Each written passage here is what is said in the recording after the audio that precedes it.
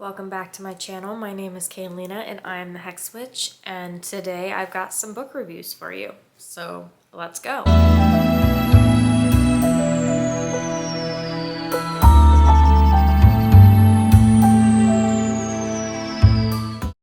Okay, I've got 4 book reviews for you today. One of the books I've already done a pretty in-depth review over, and that would be Mexican Gothic by Silvia Moreno Garcia.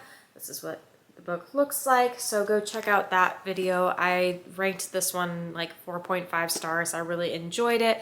Follows Naomi. She gets this very upsetting letter from her cousin, and she then goes to this big old mansion to go see if she's okay, and a lot of shit happens. So it's a very good book. Love the characters, love it's creepy. It's a good book. I really actually enjoyed this one a lot. So definitely give this one a go. I recommend it. But the other ones I want to talk about is I read Children of Blood and Bone by Henry Holt, which I got this one at Barnes & Noble. They were having like a super sale, and so I literally got this one for like $3, which I kind of feel bad about buying it for that cheap because I know how hard authors work to put together these kind of books, and to only probably get a few cents by the time it's all said and done is just super unfair.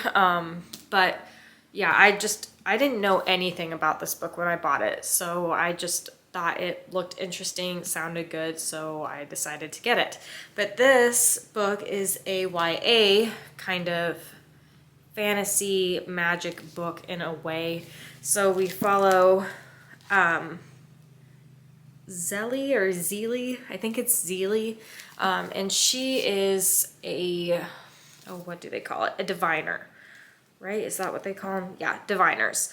And so diviners have like certain kind of magical abilities, and there's like a whole bunch of different ones. And I think the way this book is written is that you can literally get each book with Zeely or Zeely as the main character with a different power. So in this one, she is a reaper, so she's got like ghost abilities, and so she can like raise the dead, and the spirits help her with different things. But anyway, the king of these kingdoms, he is very against the diviners or the magi, which diviners are before they become like indicted into being like their full potential.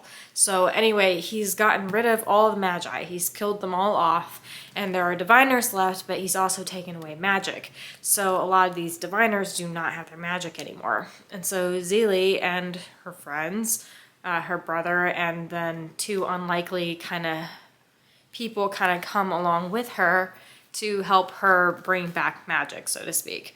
And this is a very not a great description, but it is actually a really good, interesting book. It's fun to read.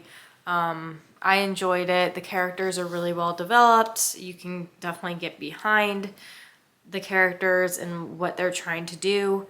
There's another character in here that they're very conflicted because turns out they are a diviner as well, but because they're on the side of the king, they can't really be truly who they are meant to be because they're afraid that they will be killed otherwise. And so yeah, I really did enjoy this book. I know that they're coming out with the movie version as well. At least it's, I think, in the works or is being picked up by somebody.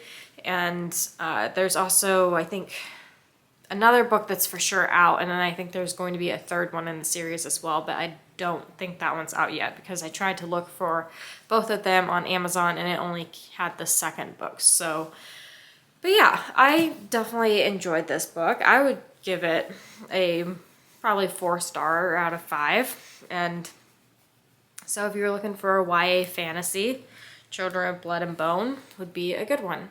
And I also really love how this has a lot of like culture in it too.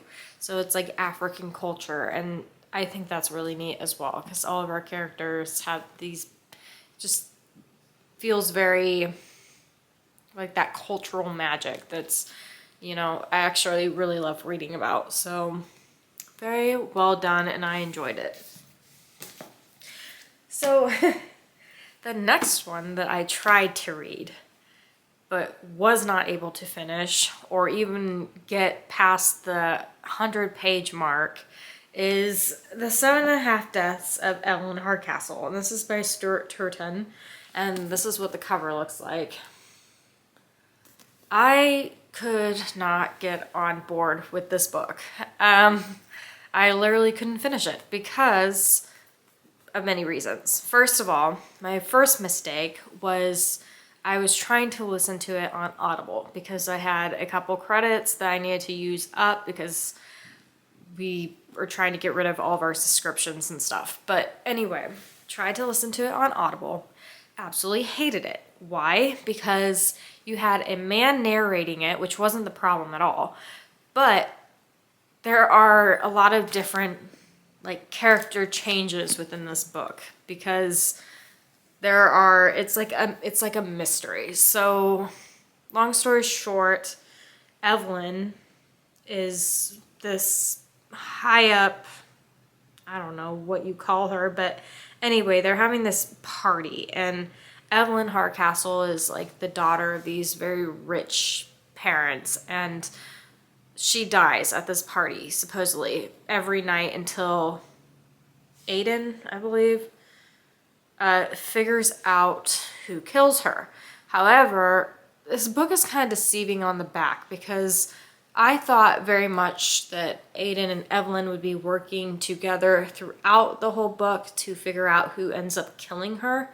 But I guess I was mistaken because really it just follows Aiden, and he's waking up every single day as a different character or a different person attending this party. And which sounds interesting enough as well, but the problem is you don't get engrossed into these characters. Like there's nothing to keep you invested, I guess, into why we should even care about them. Because even Aiden himself is just kind of I don't know, there's not much to him, it doesn't feel like. There's just not much personality to any of these characters. And so they're all trying to communicate with each other because they've all been each other on different days. But it's like we're already 115 pages in, and Aiden's just now like figuring out that he's supposed to be trying to solve this murder. And he's already been through like 3 out of the 6 bodies or whatever, and just not much has happened. Like it's just boring to read. And then on Audible, it's like you've got this guy trying to do all these different voices for these different characters, but then he's also trying to do the women's voices too, which is super annoying, and I just couldn't even stand it because, I mean, his voice was just high-pitched and just sounded ridiculous, to be honest. Sounded absolutely ridiculous. I don't know why they decided that was the route to go on Audible, because I don't know who could actually stand listening to that, because I absolutely couldn't. But it's not very exciting. Like, these characters are so dull. They are just dull. And there's like no excitement to them whatsoever. So I'm like, I'm bored. I'm so bored. And it's just not worth my time and energy. And I don't usually like to do that. Usually once I pick up a book, I like to stick with it until the end because it's some kind of sick accomplishment, I guess. But no, this one I was just like, I'm bored. I'm so bored. And I just didn't like it. So yeah, not a fan of this one. Not at all. Okay, the next one I read, I have mixed vibes on. And I got this book knowing that there was potential, that I was not going to enjoy it. And it's not that I didn't enjoy it, it's just I won't be reading any more of the other books in the series probably because I didn't enjoy it enough. So, this one is King of Battle and Blood by Scarlett St. Clair. That's what this book looks like. And I have to just say right off the bat, why I went into not thinking I would like this book very much is because it is the typical vampire book. And I do not get along with vampire books very well because I just find them to be kind of cringy. And this story was in certain aspects, but not as bad as, like, I mentioned before that I tried to start reading Crave and I had to put it down because that one was so cringy. But this one, like, towards the end, it actually finally had some potential. Like, there's finally more of a storyline to it. But it follows Isolde, which I have to say, one good thing about this book that I did like was they have super cool names in this book. Like, the author, you could tell, really tried to find unique, cool names, which I always love in a book for some reason. I don't know why. I just love when people actually put some thought into naming their characters. But Isolde, she comes from Cordova, which is this kingdom. And all the other surrounding kingdoms, the 9 houses is what they call them, are being taken over by Adrian, who is this vampire king. And so all of a sudden, Adrian just shows up at her kingdom one day demanding either, surrender and let me marry Isolde, or else we're gonna take you over, we're gonna slaughter your people. So I'm like, okay, this is going to be an enemies to lovers kind of book, which I love. I love some of that tension between our 2 main characters and, finding, love at the end of the book, but throughout the book having some tension and some rivalry and some sarcasm. Like, I love that. Love that.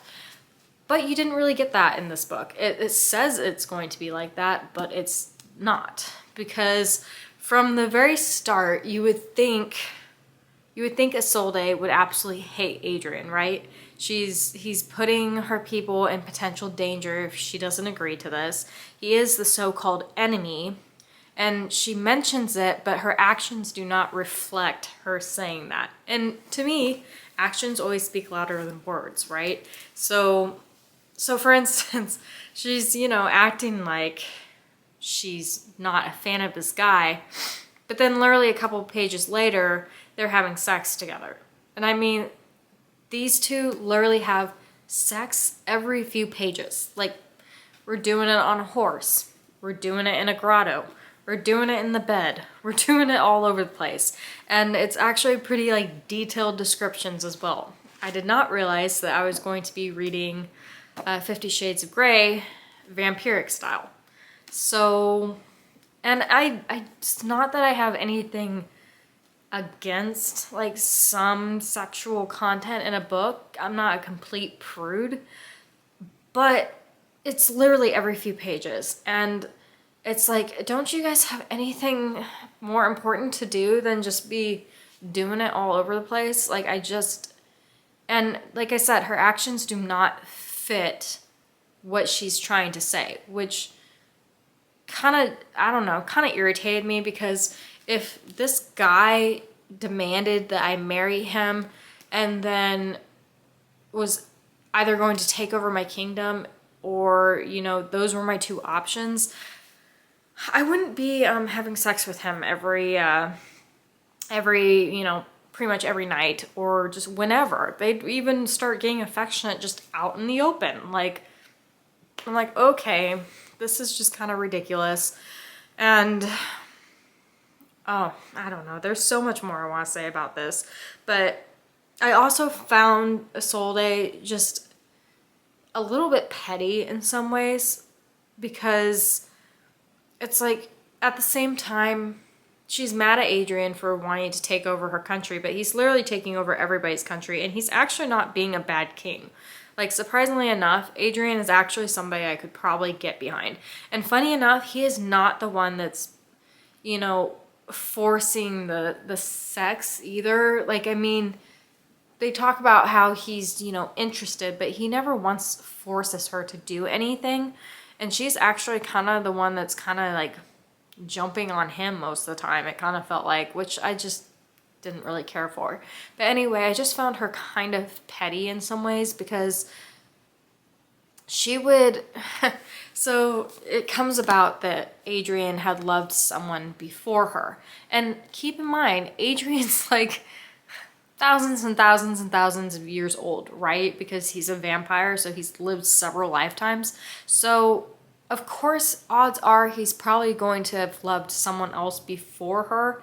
And she was just so offended and so upset that he loved someone before her, and that, you know, he didn't mention her right off the bat. They've literally known each other for a couple days. Like, it literally says in the book, they've known each other for just a few days, and they're already going to town on each other. And then she gets so petty about certain things that he hasn't told her yet. It's like, okay, well, you have enough trust to, you know, have sex with this guy just all the time, but yet you get upset when he, you know, doesn't share his, you know, most personal stories about his exes. Like, I just didn't understand it. And then there's such pettiness about why we kill people. Like, we just kill people for the most random reasons in this book. So for instance, which, I mean, yes, some of these things, they're completely inappropriate, but it's not worth killing somebody over. So like, they're in court this one day, and this guy comes in and he wants to be turned immortal. And so he gives up his daughter as pretty much a prostitute to Adrian if he would take her, in return for being bitten and turned into a vampire. Obviously disgusting, right? Gross. That's awful. To someone's own father to give up their daughter for prostitution is despicable, you know? But is that worth just driving your sword into the man's stomach before he can even defend himself and, you know, calling it a day? No. Put him in jail, you know? Do something else. Why are we just going down in front of everybody and shoving our knife in him? And then another one, you know, didn't agree with what Adrian was saying, and so Adrian just lopped his head off. Like, I'm like, oh, okay. I mean, I understand that he didn't agree with you, but that's not a reason to murder him. You know, it's like they got so offended, and it was because the guy had made a comment about Isolde, about how she was a mortal human, and how Adrian had taken this mortal wife and really just asking why he was defending her, when, you know, really that would have been kind of a weird thing, you know? Like, so the court had every right to maybe have questions about that, but no, Adrian just lops his head off. Like, it's no big thing. It's like, oh, okay, so you're a complete dictator. Cool. But then the next moment, you know, you're being nice to your people. So it's just, it's kind of conflicting viewpoints. And yeah, it's just the fact the whole time she's acting like he's such an enemy or whatever, but there's no real enemy to lovers. They're instantly attracted to each other pretty much right off the get-go. And I mean, if I truly hated someone, I would not be voluntarily having sex and like yearning for them. Like, that just, it doesn't make sense. And so, and I mean, at the end of the book, you do kind of find out maybe why that kind of is. So at least at the end, I was like, okay, I can understand this a little bit more, but I just don't like reading about that kind of stuff. And it's just, it's always, you know, this brooding vampire man, you know, pining away for this mortal, you know, woman that's maybe, you know, I don't want to say unattractive, but just not what a vampire man would probably be looking for. And so I don't know. It just seems very far-fetched to me, you know, and I feel like that's every vampire book. I mean, even in Twilight, you know, Bella was not exactly this stunning, beautiful person. She was kind of, you know, not ordinary, but a little bit more so. And then all of a sudden, you know, this handsome vampire just plucks her out of nowhere. It's like, I'm sorry, that doesn't happen. It just doesn't happen. Like, sorry, a vampire is not going to be all of a sudden just blown away by some average Joe, so to speak. Anywho, I that's my rampage. I don't like vampire books. I don't like, and it's pretty graphically described sexually. And this may be TMI, but for me personally, like, a little bit of description, totally fine. You know, they're in love, whatever they're doing, their stuff, fine, dandy. But when you're going into so much like gritty detail, and I mean, when they're talking about, it just grosses me out. Sorry, it grosses me out. But talking about, you know, him, you know, taking care of business in her mouth, I can't read that crap. It grosses me out, okay? It grosses me out. And I know it's like a totally natural human thing to, you know, be sexually intimate or whatever, but it's just a whole other level of having to read details about it. And I'm just like, gross. No, I'm not here for it.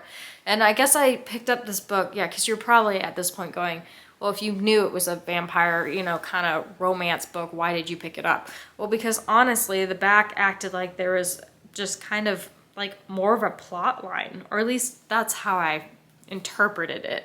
You know, I didn't realize it was, I guess the term romantasy, I guess, is kind of the new thing, or maybe it's been around a while, but I've just recently been hearing about that term. And I guess that's more of like romance with a little bit of fantasy in it.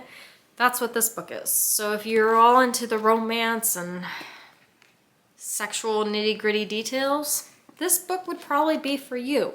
And I'm not discounting this book. I mean, this book is written really nicely. Like I said, towards the end, I could actually see more of a plot line moving forward as to, you know, what the next book would entail. I just can't read all of the sex scenes. Like, I just don't, in a book, that's not what I'm looking for, you know. But for someone who loves vampire tropes with, you know, the typical vampire style of writing, this book you'd probably actually really like. So just because I'm personally not a fan of vampire books does not make this a bad book. I'm just saying I personally did not enjoy it. So, and this is probably going to be the last vampire book I read. But I don't like to just read one book on a subject and just discount it as something I don't like. You know, I want to try different viewpoints of the same kind of thing before I officially mark it off as something I just am not interested in. But vampire books, I don't get along with. So, yeah. But if you enjoy that kind of thing, give King of Battle and Blood a try. Because you might actually like it. And that's not a bad thing. If that's what you enjoy, that's what you enjoy. No judgment here. I just personally don't. So, those are the books that I've been reading lately. I am going to look through my ginormous stash of other books to see which ones I might pick up next to read. But other than that, that's all I have for you today. And if you like my videos, give it a like, subscribe, ring the notification bell. I do release videos every single week. So, and as always, stay happy, stay healthy, and I will see you next time for another video.